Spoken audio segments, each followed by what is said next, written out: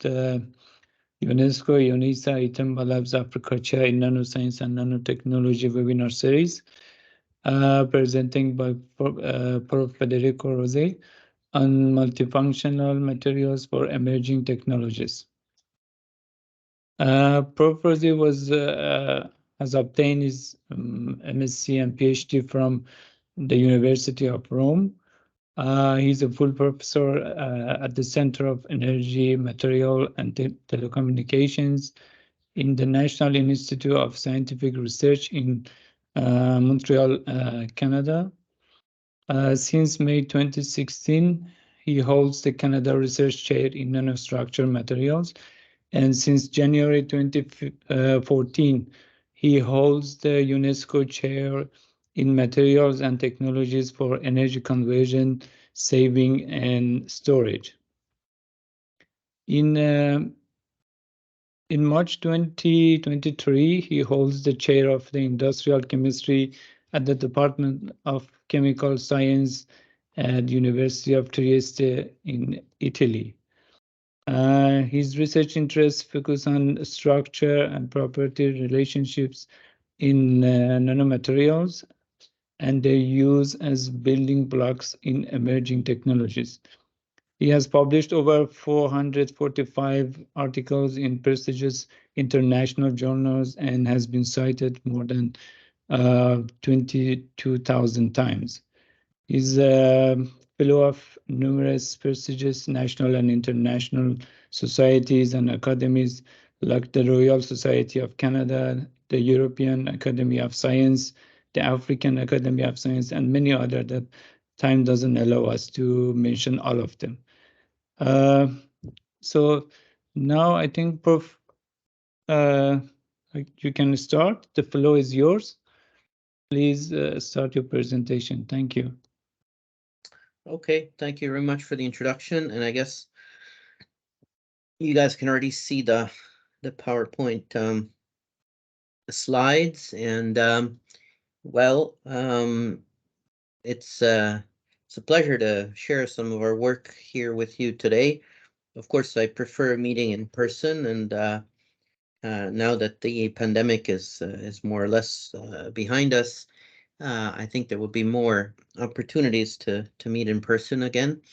And it's always a pleasure to visit South Africa and so on. So as you heard, I studied in Italy, and then at some point about 21 years ago, I had moved to Canada, only to return to Italy very recently. And so until now, essentially most of my independent career, no, actually all my independent career until very recently, happened in Canada. And essentially when I arrived there, I used my expertise in surfaces and interfaces to develop several research directions with a certain applied connotation, ranging from biomedical materials to organic electronics and photonics and aerospace materials, and of course also several thrusts in the space of renewable energy technologies.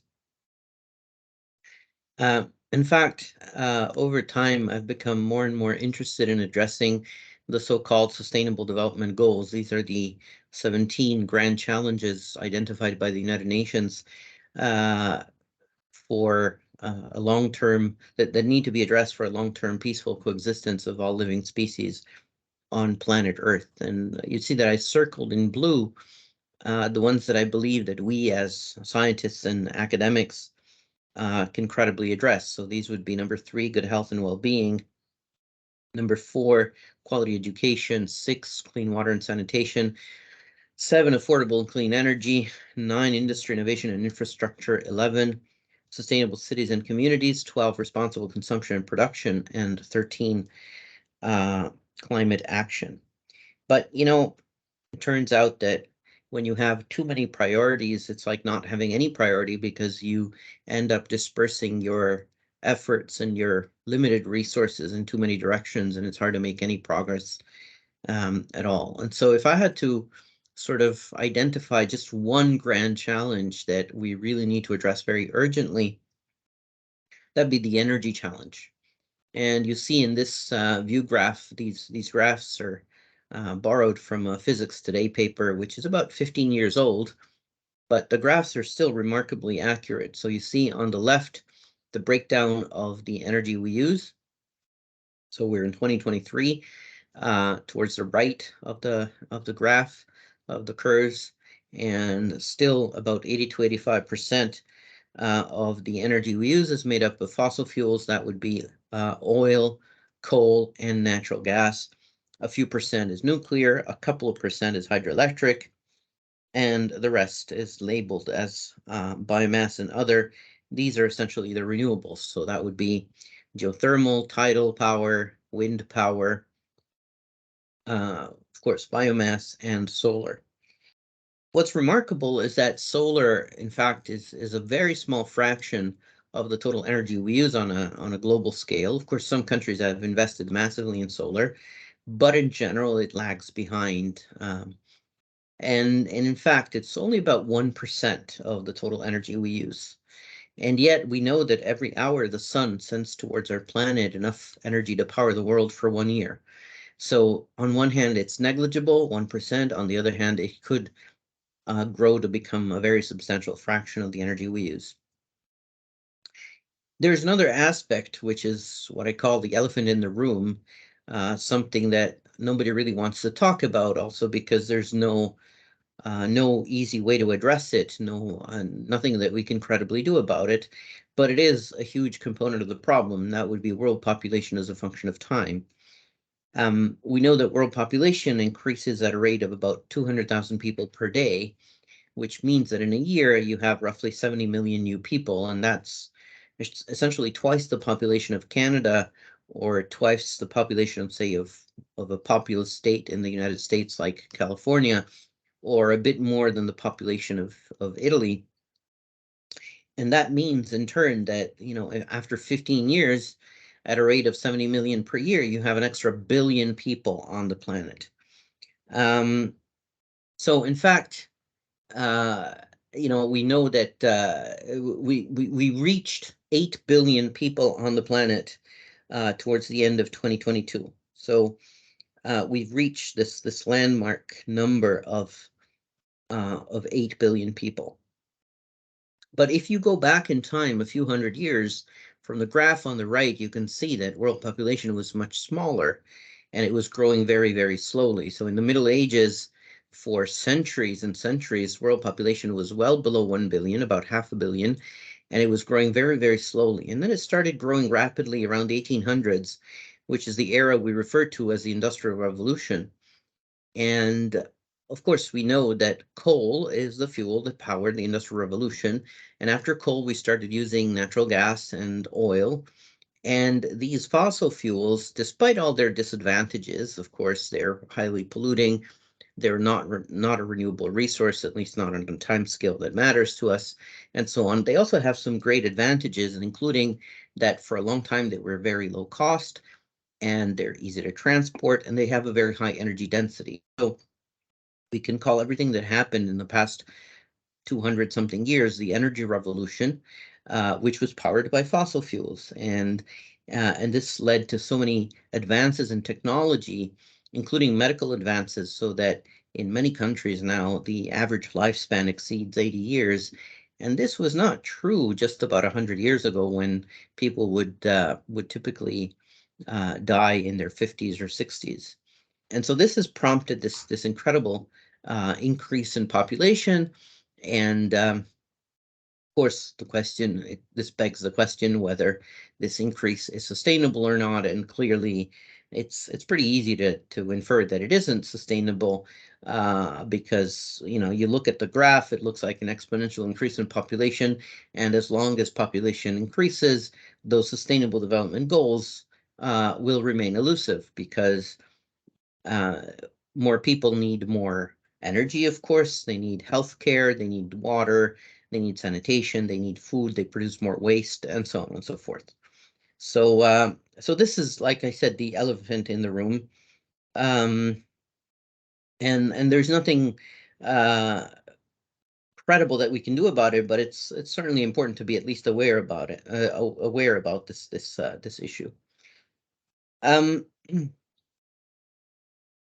this graph, on the other hand, shows the Earth at night from a satellite. So this is a collection of images taken from different satellites at different times, always at nighttime, and it shows the sort of global picture of energy use at night. And you can see that there's substantial waste of energy, but at the same time, not everybody on the planet has access to electricity. So there are entire regions in South America, in Central Asia, and of course in Africa, which are dark at night. And it is estimated that about 1.5 to 2 billion people, so somewhere between 1/5 and 1/4 of the world population, do not have access to electricity. Their world turns dark when the sun sets at about 6 or 7 p.m. And in fact, these same people who do not have access to electricity, they also do not have sufficient clean water, and they don't have enough food, and they don't have access to sanitation and healthcare, and so on and so forth. We can sort of turn this map around and consider it a map of possibilities, because it turns out that the same areas that are dark at night are the ones that have most sunshine during the day. So we could actually rapidly induce positive societal change in these parts of the world if we were able to deploy solar technologies. It is estimated that society could be transformed within 1 or 2 generations. Of course, this would require a huge investment and effort involving many different stakeholders, so this is not easily done, but the potential is clearly there. So just like my friend Malik, I had set up 10 years ago a UNESCO chair.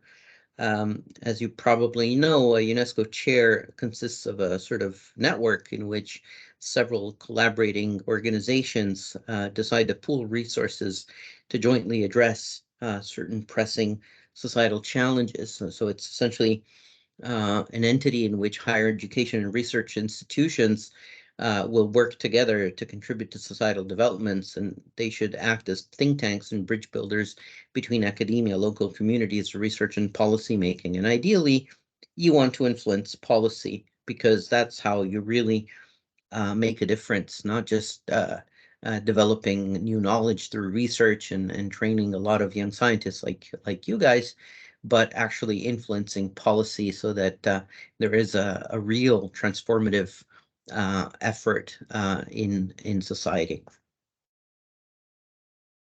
So our UNESCO chair has focused mostly on energy and on building capacity in the space of renewable energy technologies, with over 30 partners in the South, and organizing events and hosting visiting professors and student exchanges, and training a handful of highly motivated and excellent PhD students from developing countries.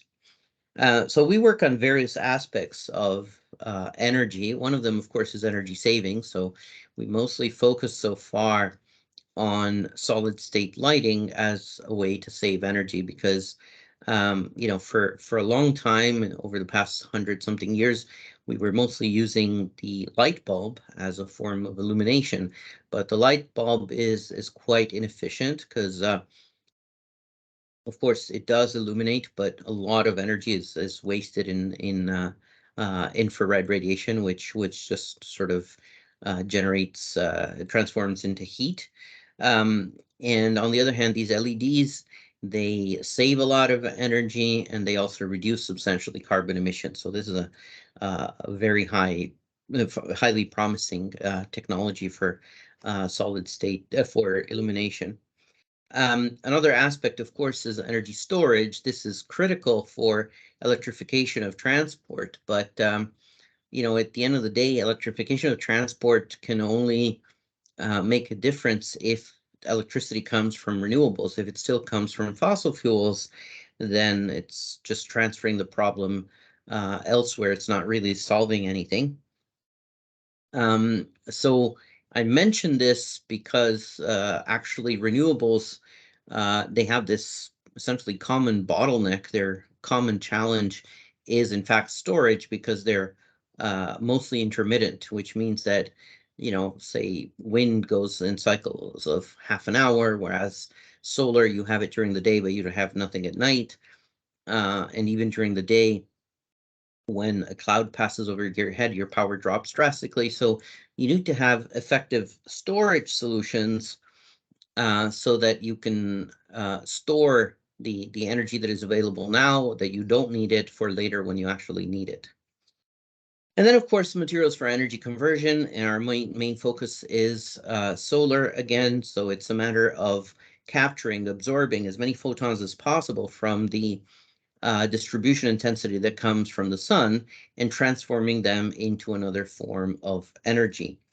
Typically electricity, but other types of energy are also quite promising. So we've mostly focused on third generation solar technologies, typically looking at photoelectrochemical solar cells that essentially mimic the photosynthesis reaction in plants.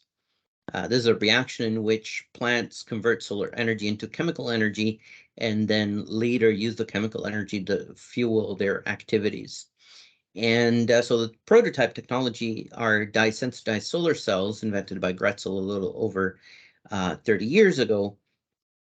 And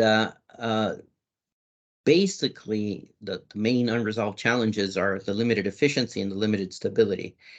On the other hand, they present certain huge advantages. One is that they're low cost, but even more importantly, they're low energy intensive, which means that you don't need a large energy budget or a large energy input to fabricate these technologies. And this is critical, for example, in many countries where you don't have enough energy to begin with, and so you wouldn't be able to fabricate them locally if they required a large energy budget. But at the same time, it's important everywhere because if you think of the energy transition, we have to build the whole infrastructure for renewables. And when you build infrastructure, you need, of course, money, you need raw materials, and you need skilled labor, but you also need energy. And right now, that energy comes from fossil fuels, which means that if building this infrastructure requires a lot of energy, we're going to cause massive carbon emissions during this transition. So it's really important to develop new technologies which are low energy intensive for this reason.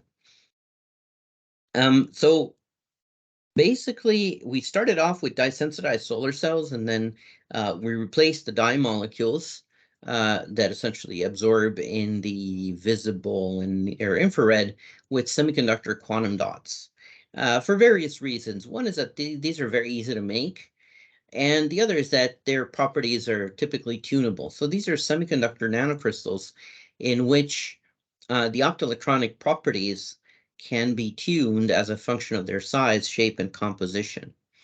And so, as I said, they're easy to make, and they're low energy intensive, their synthesis. So there's a lot of advantages, and you can actually really fine tune, say, the band gap or the energy levels and their alignment by varying their final size, shape, and composition.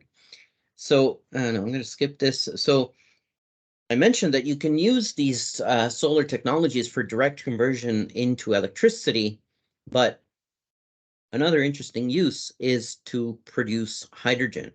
So hydrogen is considered a potential clean fuel of the future because when you combust hydrogen in a fuel cell, the only byproduct is water. On the other hand, you have to ask yourselves, where do I get the hydrogen? Because mostly hydrogen so far is extracted from hydrocarbons, or essentially fossil fuels. And that's obviously not a not a promising route because, well, first of all, it causes carbon emissions, and second, the feedstock, of course, is not renewable. So ideally, you want to extract hydrogen from water, both because water is so abundant on planet Earth, about 2/3 of the planet are covered in water, but also because the only byproduct of combusting hydrogen is water, so this would be a sort of clean cycle. On the other hand, breaking up a water molecule, well, that's an endothermic reaction, so it requires energy. And well, you have to ask yourselves, where do I get that energy? Turns out that you can get it from the sun. So instead of direct conversion into electricity, you can use sunlight, the absorbed radiation, to break up water molecules. Developing a hydrogen economy, of course, also involves two other challenges. One is storing the hydrogen, because H2 is the smallest molecule on the planet, and also combusting it in a fuel cell, which typically requires an electrocatalyst made of platinum, which is both rare and expensive. But so far, we've mostly focused on hydrogen production. So these are the three major processes that are involved in the photoelectrochemical water splitting reaction. First, your semiconducting photoanode absorbs radiation from the sun. Second, the radiation creates an excited state, an exciton, which essentially separates into an electron hole pair, and the two charges are separated and transported across the semiconductor.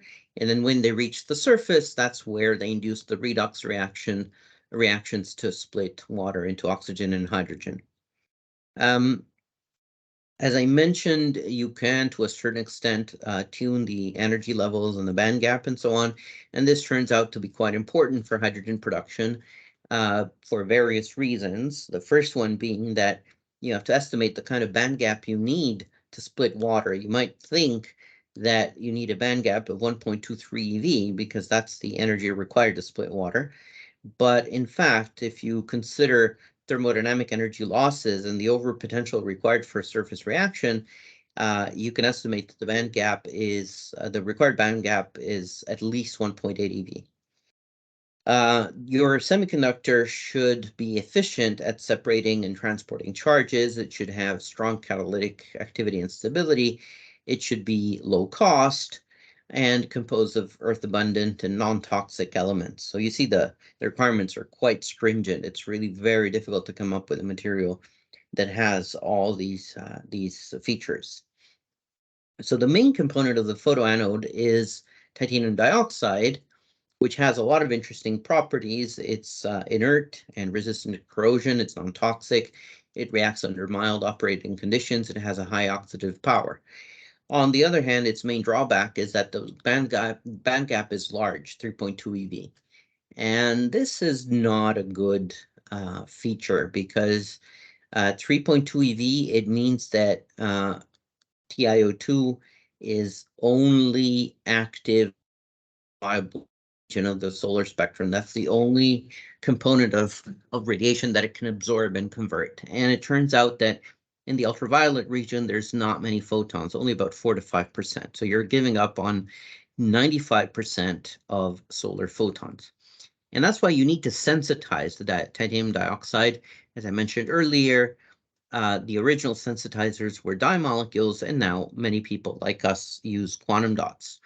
So we've sort of designed and synthesized an entire library of so-called giant core shell quantum dots, in which you have a core of a certain material, of a certain semiconductor, and a shell of a different one.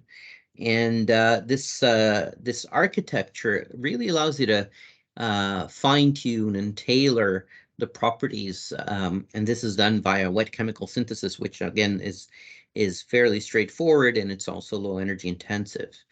And so you can see here some of the advantages of using these giant quantum dots. They're more stable, less sensitive to surrounding chemical conditions. Their band alignment is tunable by varying the core size and shell thickness. Of course, they also present some drawbacks, so their absorption range is somewhat limited. And if you have a thick shell, this may affect the efficiency of charge transfer. This is what happens in the device. The exciton will dissociate at the quantum dot oxide interface. The electrons are injected into the TiO2 and transported across the mesoporous film, and they're collected at the front electrode and transferred to the platinum counter electrode, and that's where hydrogen generation takes place. So we do half of the reaction.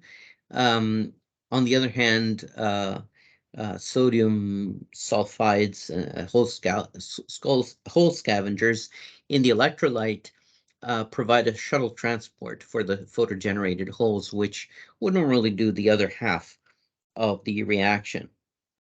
And so this is how hydrogen production works. And here you can see one of our best case scenarios in terms of performance. This is one of the early architectures in which we had a core of lead sulfide and a shell of cadmium sulfide. Similarly, we made lead selenide and cadmium selenide. So you can play around with the elements and the composition and the sort of you can decide whether your interface is abrupt or if you have graded layers and so on. Using these particular quantum dots, we obtained record values of saturated photocurrent density of 11 milliamps per square centimeter, yielding hydrogen generation at a level of 110 milliliters per square centimeter per day. You might have noticed that there's one issue here, and even though these elements are fairly abundant, they have another problem. Lead and cadmium are heavy metals, and they're actually toxic, and this goes against the principle or the SDG known as responsible consumption and production. So this essentially basically brings us to a discussion on so this is SDG number 12, and this brings us to a discussion of the so-called periodic table of endangered elements. Many key elements that are used in core technologies are becoming increasingly scarce. So you can see the red ones in the table are they present a serious threat in the next 100 years in terms of their availability. The orange ones, that's a rising threat from increased use. The yellow ones, that's a limited availability, future risk of not being able to supply enough quantities of these elements. And the green ones are those that are quite abundant, so they don't present any specific issues. So you can see that some elements are quite critical. Say, for example, lithium. It's yellow, so it's not as bad as orange or red, but still yellow is not good news because essentially if we wanted to make all vehicles electric with batteries, we would need a lot of lithium. So it's not enough to actually decide that we don't want to use toxic elements. We also have to recycle elements once a device reaches the end of its life cycle, or replace various critical elements with a combination of other elements that would present similar properties. And of course, we should be doing this this kind of fabrication using low energy intensive technologies, as mentioned before. So here you can see one effort in this direction, which we decided that the final quantum dots should be heavy metal free and therefore non-toxic. And so even though a step in the synthesis still involves toxic materials like cadmium sulfide or cadmium selenide, the final quantum dots are made up of copper indium sulfide and copper indium selenide, which are supposedly non-toxic. Now, this works out pretty well, but there's always a price to pay. So even though we had 11 milliamp per square centimeter for the lead sulfide, cadmium sulfide quantum dots, in this case, with the non-toxic ones, we have a photocurrent density of only about 3 milliamp per square centimeter. So you improve in one sense because you have a non-toxic composition, but you lose in terms of performance. I'm gonna, okay, we can mention this rapidly. So there is an issue in this concept, in this solar technology for splitting water, and that's you need an external bias to separate the electron hole pairs. so that they are transported to the surface to induce the redox reactions for water splitting. And of course, applying an external bias costs energy. So here what we did is we used a titanium dioxide as photoanode, but mixed with barium titanate oxide, which is a known ferroelectric. Ferroelectric means that basically there is a permanent polarization inside the crystal, and this polarization is essentially an electrical field, which we then used to separate the charges without applying an external bias. So this is a fairly convenient way to address this issue of applying an external bias and therefore saving energy because there's no need for it. And one last solar technology I want to mention are so-called solar windows, in which essentially you want to use the surface of your windows to capture sunlight, at least some sunlight, and transform it into electricity, but you don't want to lose an illumination. So you cannot use silicon solar cells for this purpose because they're not transparent. You have to think that this is an application which is promising for building integrated photovoltaics, particularly if you are looking at very tall, large buildings, which have many windows. So here what you do is you place a waveguide, a transparent polymer in front of your window, and the waveguide is framed at the edges with long and thin solar cells. And inside the waveguide, you place chromophores. These are essentially antennas that absorb radiation at one wavelength and re-emit light at a different wavelength. So the re-emitted light will bounce through the waveguide until it hits one of the solar cells at the edges.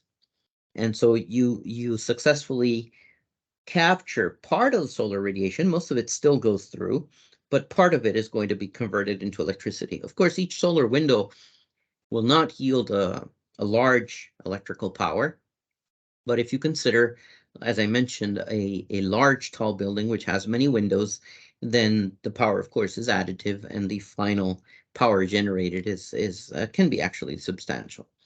And again, here the best performers initially were coarse shell quantum dots made of lead sulfide, cadmium sulfide, and then we went through successive generations of these materials until we reached the point of making carbon dots. These are very easy to make.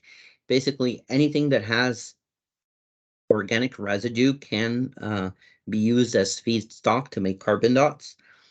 So they're very easy to make, and carbon dots, of course, they're mostly made of carbon with a little bit of residual oxygen, hydrogen, nitrogen. These are the four most abundant elements on the Earth's surface. So it doesn't get any better than that in terms of sustainability.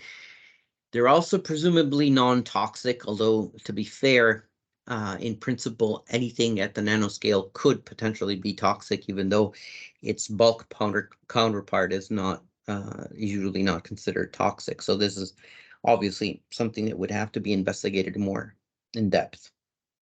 So by way of conclusions, I've shared with you some of our work on nanomaterials, studying structure property relationships, so essentially how to modify structure so as to tailor properties. And we use these materials as building blocks for renewable energy technologies. And I mostly share with you our work on third generation solar technologies, using typically quantum dots as photoabsorbers. So of course they can be used for classical, so to speak, photovoltaics to convert radiation to electricity, but also for photoelectrochemical hydrogen generation and as antennas for solar windows. I wanted to mention, some of you may be aware of this already, the professional development course that I had co-created 20 years ago when I had just arrived in Montreal. And I also co-authored a book by the same title, Survival Skills for Scientists, and a number of papers in the journal Materials Education. The book was so successful, it was even translated into Japanese. So there's a version of my book I can't even read. And recently, I had the pleasure and honor of launching a new journal for the Royal Society of Chemistry. It is called RSC Applied Interfaces. So we welcome submissions. We just opened for submissions a couple of weeks ago. So if your work has any bearing on applied interfaces, which means the use of interfaces for applied chemical problems, then your work would fit in terms of scope. Be aware that the journal is very selective. We aim to accept only about 20% of the manuscripts we receive. So do not be disappointed if ever you submit and you are not accepted. This is going to be a very selective journal, but as I said, we welcome submissions. So if you have very original work that you want to share with the community that falls into the space, then by all means, please submit. And you heard from Mahmoud, I recently moved to Trieste. This is the city in Italy in the northeast where I grew up as a teenager, where my parents still live. They're the main reason why I came here. In fact, Trieste is known as a city of science. Besides the university, we have, of course, the International Center for Theoretical Physics, which you're probably familiar with. It's just across from the Miramare Castle, which you see on the bottom left. And I hope we will meet in person soon. As I mentioned, it would be a pleasure to visit South Africa, but you're also welcome to visit here if you have the opportunity. And then I owe a debt of gratitude to the funding agencies that supported our work for the past 21 years. And of course, to collaborators and to the students and postdocs that worked with me. In fact, I've collaborated with scientists from 37 countries, including, of course, Malik in South Africa and others as well. And I've trained almost 200 young scientists from 46 different countries. And here this number needs to be updated. 31 former group members are now themselves professors in 14 different countries. And thank you for your attention. Thank you, Prof. Thank you for